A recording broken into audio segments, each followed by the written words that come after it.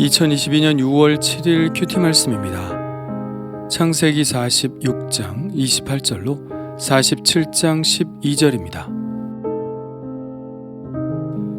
야곱이 유다를 요셉에게 미리 보내어 자기를 고센으로 인도하게 하고 다 고센 땅에 이르니 요셉이 그의 수레를 갖추고 고센으로 올라가서 그의 아버지 이스라엘을 맞으며 그에게 보이고 그의 목을 어긋 맞춰 안고 얼마 동안 울매 이스라엘이 요셉에게 이르되 내가 지금까지 살아있고 내가 내 얼굴을 보았으니 지금 죽어도 족하도다. 요셉이 그의 형들과 아버지의 가족에게 이르되 내가 올라가서 바로에게 아뢰어 이르기를 가나안 땅에 있던 내 형들과 내 아버지의 가족이 내게로 왔는데 그들은 목자들이라 목축하는 사람들이므로 그들의 양과 소와 모든 소유를 이끌고 왔나이다 하리니 바로가 당신들을 불러서 너희의 직업이 무엇이냐 묻거든 당신들은 이르기를 주의 종들은 어렸을 때부터 지금까지 목축하는 자들이온데 우리와 우리 선조가 다 그러하니이다 하소서. 애굽 사람은 다 목축을 가증히 여기나니 당신들이 고센 땅에 살게 되리이다. 요셉이 바로에게 가서 고하여 이르되 내 아버지와 내 형들과 그들의 양과 소와 모든 소유가 가나안 땅에서 와서 고센 땅에 있나이다 하고 그의 형들 중 5명을 택하여 바로에게 보이니 바로가 요셉의 형들에게 묻되 너희 생업이 무엇이냐? 그들이 바로에게 대답하되 종들은 목자이온데 우리와 선조가 다 그러하니이다 하고 그들이 또 바로에게 고하되 가나안 땅에 기근이 심하여 종들의 양떼를 칠 곳이 없기로 종들이 이곳에 거류하고자 왔사오니 원하건대 종들로 고센 땅에 살게 하소서. 바로가 요셉에게 말하여 이르되 내 아버지와 형들이 내게 왔은즉 애굽 땅이 내 앞에 있으니 땅의 좋은 곳에 내 아버지와 내 형들이 거주하게 하되 그들이 고센 땅에 거주하고 그들 중에 능력 있는 자가 있거든 그들로 내 가축을 관리하게 하라.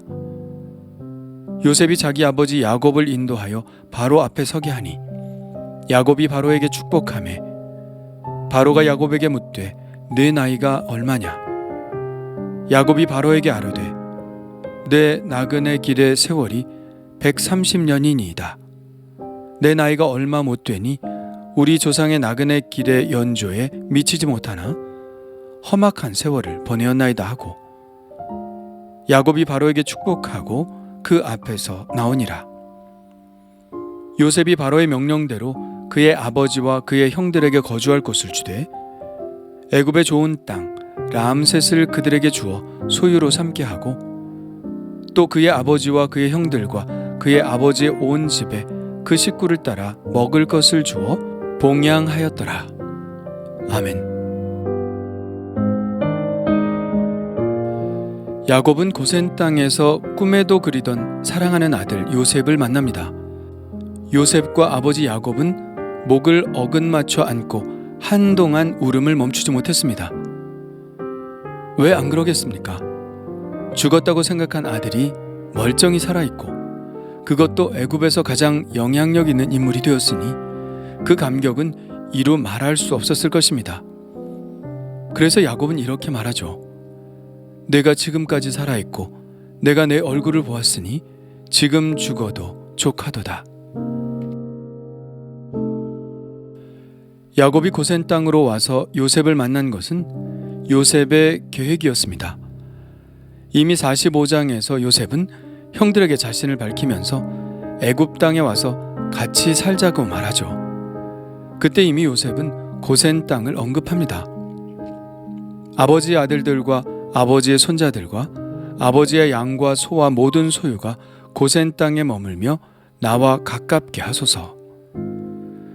그 요셉의 계획에 따라 야곱과 그의 가족들은 지금 고센 땅에서 일단 머물러 있는 것입니다. 일단이라고 하는 이유는 그들이 고센 땅에 머물기 위해서는 바로의 허락이 떨어져야 하기 때문이죠. 요셉은 이 일에 있어서도 자신의 계획을 이야기합니다. 일단 요셉이 바로에게 가서 아버지와 형제들이 목축을 하는 사람들이므로 양과 소와 모든 소유를 이끌고 왔다고 말할 것입니다. 당연히 양과 소와 다른 가축들이 많으니 그것들을 먹일 풀들이 풍족한 곳에 그들이 머물 곳을 정해야 한다는 암시를 바로에게 주는 것이죠. 그렇게 해놓고 이제 바로가 형제들을 불러 그들의 직업을 물을 것인데 그때 그들에게 이렇게 이야기하라고 말합니다. 주의 종들은 어렸을 때부터 지금까지 목축하는 자들이 온데 우리와 우리 선조가 다 그러하니이다. 이렇게 말하면 애굽 사람은 다 목축을 가증히 여기기 때문에 고센 땅에 살게 될 것이라고 이야기하죠. 요셉의 이 계획에 따라 요셉이 바로에게 가서 아버지와 형들과 그들의 양과 소와 모든 소유가 가나안 땅에서 와서 고센 땅에 머물러 있다고 말합니다. 그들이 고센 땅에 머물러 있다는 것을 이야기하므로 바로가 그들이 살 곳을 결정하기 쉽게 포석을 놓은 것이죠. 요셉은 형들 5명을 데리고 바로 앞에 갔는데 요셉이 예상한 대로 생업을 묻자 그들은 요셉이 입에 넣어준 대로 대답합니다. 그러고는 아예 고센 땅에 머물게 해달라고 요청을 하죠. 가나안 땅에 기근이 심하여 종들의 양떼를 칠 곳이 없기로 종들이 이곳에 거류하고자 왔사오니 원하건대 종들로 고센 땅에 살게 하소서. 그러자 바로는 허락합니다. 그리고 덧붙여서 그들 중에 능력 있는 자는 바로의 가축을 관리할 수 있게 합니다. 그래서 70명의 야곱의 가족들은 고센 땅, 구체적으로는 고센 땅의 라암셋에 거주하게 되죠. 그런데 요셉은 왜 고센 땅을 그들이 머물 곳으로 생각했을까요? 2가지 이유 때문인데요. 첫째는 고센 땅이 좋은 땅이기 때문입니다. 이곳은 나일강 삼각주 안에 있기 때문에 애굽에서 가장 비옥하고 살기 좋은 곳 중에 하나죠. 지하 170m 이상을 파도 안반이 전혀 없는 천혜의 비옥한 땅이죠. 고센이라는 이름의 뜻도 땅 중에서 좋은 곳, 축복받은 땅이라는 의미입니다. 고센 땅이야말로 목축을 업으로 하는 야곱의 가족들이 짐승들을 키우기에 가장 좋은 곳이기에 요셉은 이곳을 거주지로 정했던 것이죠. 그리고 2번째 이유는 고센 땅이 비옥하면서도 변두리 지역이기 때문입니다. 고센 땅은 당시 이집트의 수도인 카이로 부근에서 멀리 떨어져 있습니다. 카이로는 삼각주가 시작되는 곳에 있고 고센 땅에 있는 라암셋은 카이로로부터 북동쪽으로 250km나 올라가야 하죠. 요셉은 17살 때 애굽으로 잡혀왔지만 하나님과 동행하는 사람이었기 때문에 하나님의 계획을 잘 알고 있었을 것입니다. 하나님의 계획은 야곱의 후손들이 큰 민족을 이루어 결국 애굽 땅을 떠나 가나안 땅으로 가는 것이었습니다. 그렇기 때문에 이스라엘 자손들에게 있어서 가장 중요한 것은 어디에 있든지 자신들의 신앙의 정체성을 지키는 것이죠. 왕궁이나 왕궁 근처에 살면서 호화로운 생활도 할 수는 있겠으나 그들이 만일 애굽 사람들과 함께 동화된다면 이스라엘이 가지고 있었던 그들의 사명을 잃어버릴 수밖에 없었습니다. 야곱의 자손들에게 있어서 애굽 사람들과 동화된다는 것은 있을 수 없는 일이었죠. 그래서 왕궁이 있는 멤피스나 카이로로부터 멀리 떨어져 있을수록 좋은 것이었습니다. 그들은 그곳에 떨어져 있으면서 자신들의 신앙의 정체성을 지켜나갈 수 있었습니다. 그러니까 요셉은 다 계획이 있었던 것이죠. 야곱이 얼마나 자신의 신앙에 대해서 자부심을 가지고 있었는지는 바로와 만나는 장면에서도 드러납니다. 이렇게 설명하고 있죠. 요셉이 자기 아버지 야곱을 인도하여 바로 앞에 서게 하니 야곱이 바로에게 축복하매 그리고 10절에서 바로와 헤어지는 장면도 이렇게 묘사하고 있습니다.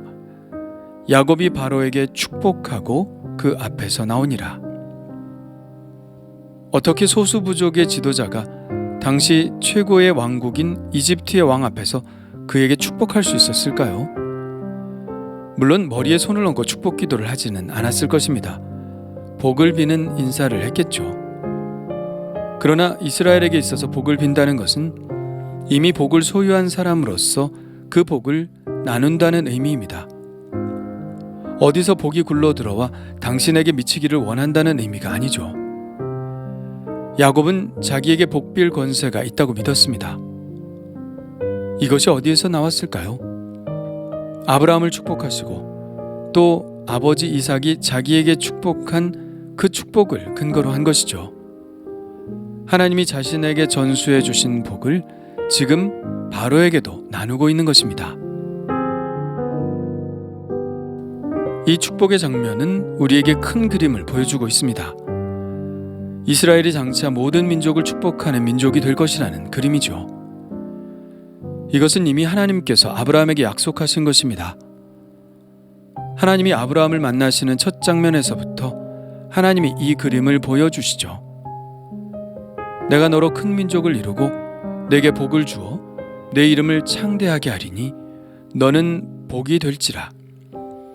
너를 축복하는 자에게는 내가 복을 내리고 너를 저주하는 자에게는 내가 저주하리니 땅의 모든 족속이 너로 말미암아 복을 얻을 것이라 하신지라.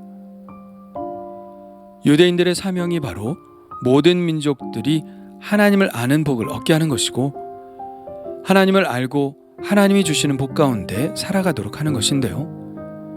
이 아브라함에게 주신 약속을 지금 야곱이 바로에게 그대로 보여주고 있는 것이죠.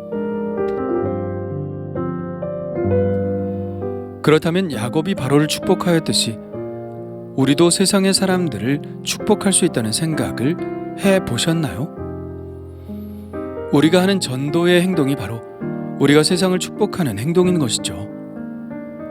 하나님을 알고 하나님이 주시는 복을 누리며 살도록 하는 것. 그것이 바로 우리가 세상을 축복하는 가장 좋은 방법인 것입니다. 그러려면 우리는 어떻게 해야 할까요?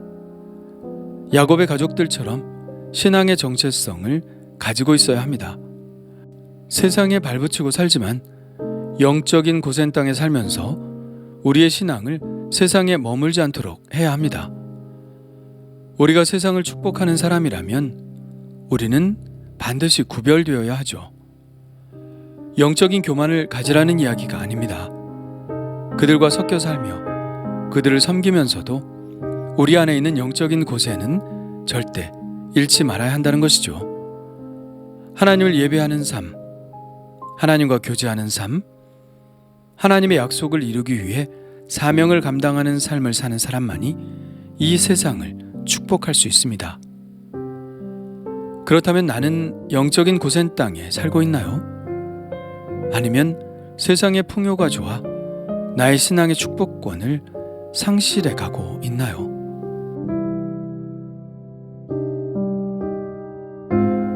주님 감사합니다.